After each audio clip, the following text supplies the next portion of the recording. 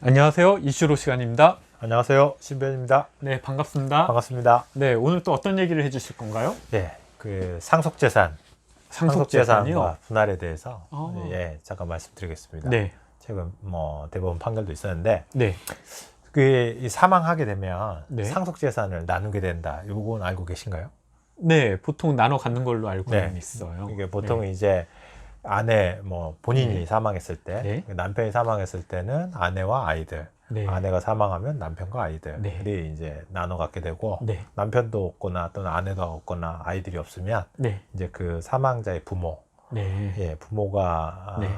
가져가게 가져가게 되고. 가져가고 부모가 없으면은 형제자매 이런 아, 식으로 형제자매. 1, 2, 3순위 이렇게 다 네. 나눠져 있는데요. 네, 그러면은 상속재산 분할을 하게 될 때 이 보통은 이제 나눠야 될 게 그 아이들하고 네. 이제 배우자하고 네. 배우자하고 이제 분할 비율이 조금 다르거든요. 아, 분할 예, 비율이 예. 정해져 있군요. 네, 그렇죠. 그래서 네, 이 아이가 1이라면 네, 배우자는 1.5. 1.5. 그렇게 네. 돼 있습니다. 그것만 다르고, 음. 그 예전에는 이제 좀 달랐는데, 네. 장자를 더 많이 주고 그랬었는데, 네, 다 똑같았죠. 아, 남녀, 그러면? 남녀 간에도 차이가 있었지만, 현재는 뭐 다 똑같습니다. 그럼 그래서 자식들 간에는 전부 다, 차별이 없고 차별이 다 없습니다. 똑같이 나눈다. 그렇게 되는데, 네. 이 상속재산 분할이 이렇게 별 무리 없이 이루어질 것 같지만은, 네. 의외로 이게 소송이 많거든요. 아, 많은가요? 그리고 점점 늘어나고 있죠. 그래서 한 10년 사이에 네. 많이 늘어났어요. 그 오. 분할 사건이 네. 한 10여 년 전만 하더라도 뭐 200건이 채 안 됐었는데 네. 지금은 이제 한 18년 기준으로 1,700건 정도 되거든요. 와. 근데 지금 올해 뭐 따지면 한 2,000건 되지 않을까 와, 싶긴 한데 거의 10배 가까이 늘었네요. 많이 늘어났죠. 그래서 이렇게 재벌들 이렇게 그런 대기업을 운영하는 이런 그 사이에서만 일어나는 게 아니고 뭐 영화 드라마에 많이 나오잖아요. 형제의 난들 해가지고 네, 예전에 그쵸, 이제 그쵸. 그 삼성가에서도 네. 그 이건희 회장하고 그 그쵸. 형하고 이맹희 네. 회장하고 이렇게 싸운 적이 있었고 네. 그다음에 롯데에서도 한번 비슷한 일이 있었죠. 네, 그렇죠. 뭐 그런 일이 있었는데 지금은 이제 가족들 간에도 보통의 가족들 간에도 많이 있습니다. 근데 네. 주로 이게 부모 자식 간에도 많이 있어요. 그 배우자하고 자녀 간에도 네. 어떤 경우에 많이 있을 것 같으세요? 만약에 네. 아빠 돌아가셨다. 네. 그러면 지금 자식하고 네. 엄마하고의 네. 내가 더 많이 가져가겠다 이런 게 있나요? 보통은 좀 생각하기 어렵잖아요. 네, 잘 그죠? 모르겠네요. 이렇게 가족 간에. 일반적으로는 잘 안 일어나는데 네. 보통은 이제 사망 후에 네. 재혼한 경우에 아. 첫 번째 네. 이제 첫 번째 배우자를 통해서 네. 아이가 생겼고 네. 그다음에 이제 재혼을 해서 재혼을 해서 두 재혼을 번째 두 배우자와 번째 또 네. 하고 그럼 이제 보통은 그런 경우에 예를 들어 보면은 네. 첫 번째 배우자와 관계에서 이렇게 태어난 아이는 네. 이미 커서 네. 이제 많이 이렇게 성인이 일찍 돼가지고 결별하고 사는 경우가 많아요. 그쵸. 그런 경우는 그리고 두 번째 배우자하고 두 번째 배우자의 사이에서 태어난 아이들과 같이 이제 생활을 하다가 사망한 네. 그래서 돌아가셨을 때 상속 재산을 나눠야 되는 그런 경우들도 많이 생기고 네. 그다음에 형제 이제 결혼을 안 하신 분들 네. 이제 아이들이 없는 분들 네. 그런 분들이 이제 돌아가시면은 보통 이제 나중에 나이 들고 돌아가시면 네. 부모님도 벌써 안 보통 계시니까 돌아가시고 형제 그렇죠. 자매들 간에 또 이렇게 재산 싸움이 일어난 경우가 왕왕 있습니다. 아, 그렇군요. 그렇게 많이 일어나는데 네. 그럼 이제 그냥 나눠 가지면 되는 게 아니냐 네. 그런 생각이 들잖아요. 네. 근데 사실은 이제 미리 생전에 유언으로 유언 증여를 할 수가 있고 아, 네. 그 다음에 생전에 이제 이미 줬을 수도 있는 거죠. 살아있을 증여. 때 증여를 그렇죠, 하는 건가요? 그렇죠. 그러면은 주로 이제 문제되는 게 네. 기여분하고 기여분이요? 네. 네. 기여분하고 증여행위 이 자체 증여행위? 때 네. 증여한 것이 얼마냐 이건 사실은 오래전 일이기 때문에 네. 이게 증거가 안 남는 경우가 많고 근데 이제 형제들 간에나 뭐 네. 배우자 간에는 증여한 건 봤죠. 음. 기억에는 남아있지만 증거가 부족한 경우가 많기 때문에 아. 이 합의가 잘 안 되는 경우가 많거든요. 네. 그럼 기여분이 뭔지 한번 들어보셨어요? 아니요, 처음 들어봐요. 처음 들어봐요? 네. 이 기여분이라는 건 뭐냐면은 어떤 그 특별하게 어떤 부양이라든가 네. 상속인이 다른 형제들은 다 딴 데 가서 살아. 네. 그리고 이 특정한 자식 하나가 네. 그 부모님을 그 모시고 사는 거죠. 네. 병든 부모님을 수발해서 네. 그 이야기에 많이 나오잖아요. 아, 그렇죠. 그렇죠. 네. 다 하고 다 떠나고 네. 효자들만 이렇게 효자가 열심히 살았으니까 네. 재산을 상속받으려고 하는데 갑자기 나와가지고 내 돈, 내 목 달라. 네. 이런 경우에 이제 기여분을 주장할 수 있는 거죠. 음. 기여분 청구하는 건데, 네. 그럼 이제 기여분이 어느 정도나 돼야 기여냐. 네. 이게 또 애매하잖아요. 그래서 그쵸. 최근에 판결 나온 것이 네. 이제 대법원에서 요거는 이제 재혼을 한 경우였어요. 아, 재혼을 한 경우요? 네. 재혼을 했었는데 재혼한 사람이 이제 나중에 사망하기 전에 네. 병원에 많이 가고 입원도 하고 통원 치료도 할 거 아닙니까? 네. 그 과정에서 내가 다 병수발하고 그 병원에 데리고 다니면서 네. 다 이렇게 했다. 네. 근데 기여분 인정해달라. 네. 이런 거죠. 인정이 됐을까요? 안 됐을까요? 뭐 인정해주지 않을까요? 기여분이란 게 있으니까. 네. 네. 그런데 이제 대법원에서는 네. 기여분 주장을 네. 기각했죠. 아, 기각했어요. 예.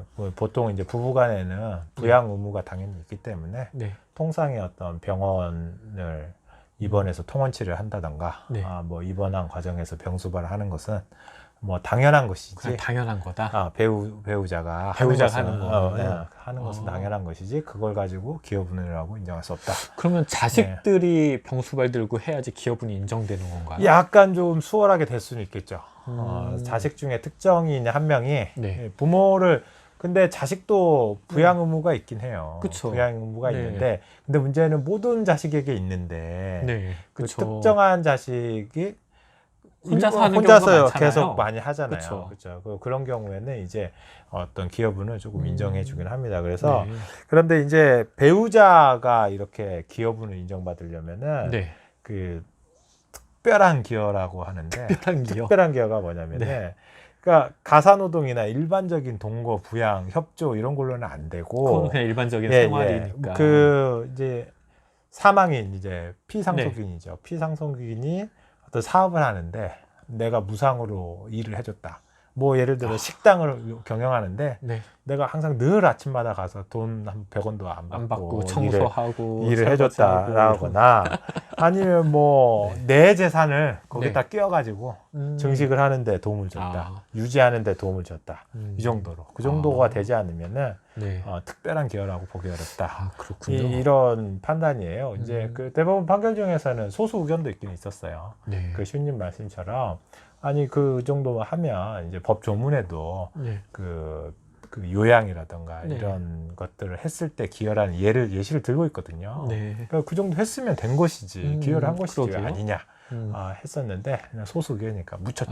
묻혔군요. 예, 그래서 네. 묻혔고 어쨌든 기여분이 이렇게 쉽게 되지는 않습니다. 인정되기 쉽지 않군요. 예. 네. 그래서 일부를 인정해주기도 하고 네. 기여분이 인정되면은 상속재산이 내가 뭐 2억이 있었다. 네. 근데 기여분이 뭐 3천만 원 예를 들어서 법원에서 결정으로 아니면 상속인 간 합의로 인정해준다 하면 네. 그 3천만 원 빼고 나머지 돈을 이제 나눠 가지는 것이죠.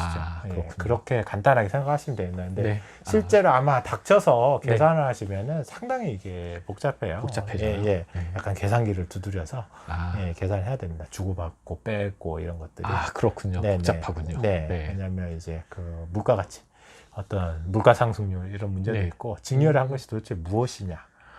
이런 문제도 있고 네. 여러 가지가 있습니다. 그러면은 이렇게 해서 여기에서 또 비슷한 게 네. 부양 의무가 있다고 그랬잖아요. 네. 그럼 현재 이 부양 의무를 하지 않아 가지고 네. 부양료 지급 청구를 하는 경우도 많아요. 부양료 지급 청구요? 네.